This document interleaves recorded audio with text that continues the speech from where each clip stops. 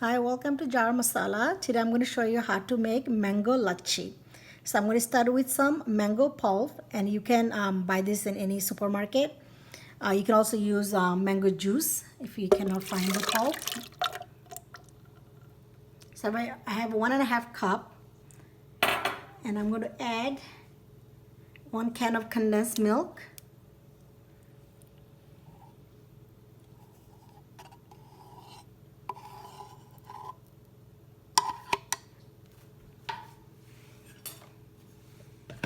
I'm going to add some plain yogurt.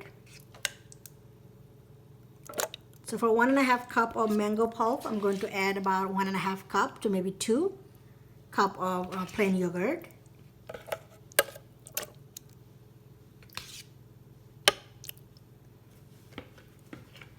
I'm going to add some whole milk.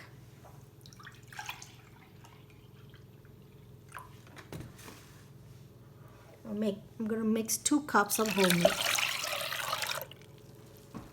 And I'm just going to blend everything together.